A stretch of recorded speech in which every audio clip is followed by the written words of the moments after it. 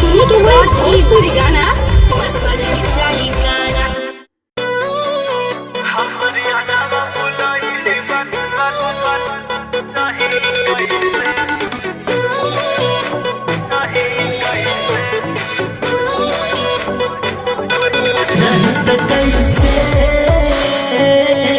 सही त कैसे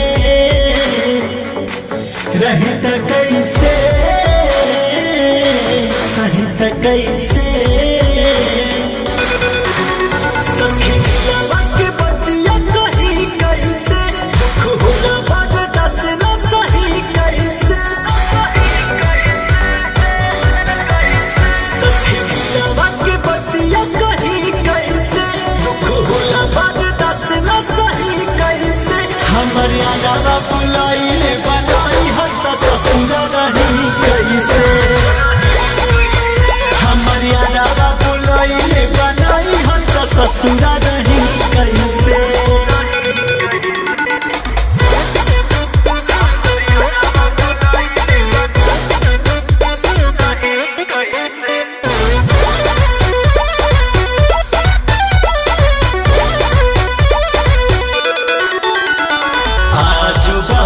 कर प्यार के असर दिल में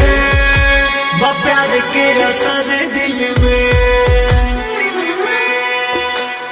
कैसे छोड़ दी बाबू मुश्किल में बाबू मुश्किल में बात हमारा से कहा ना जाता हुई उम्र से धोखे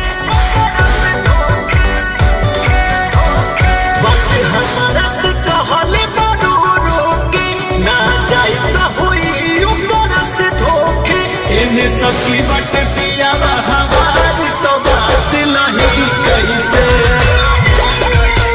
हमर यादवा बोलाइले बनाई है तो ससुर रही कैसे हमर यादवा बोलाइले बनाई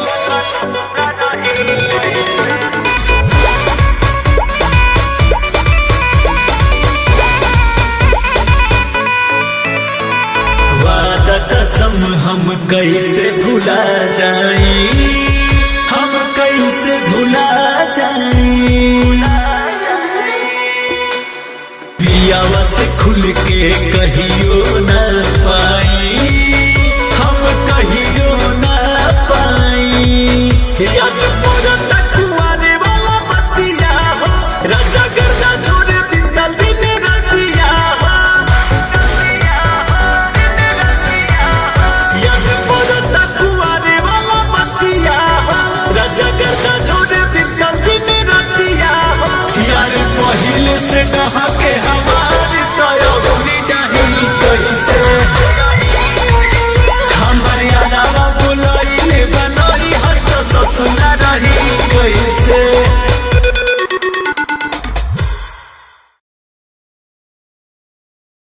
खेसारी.in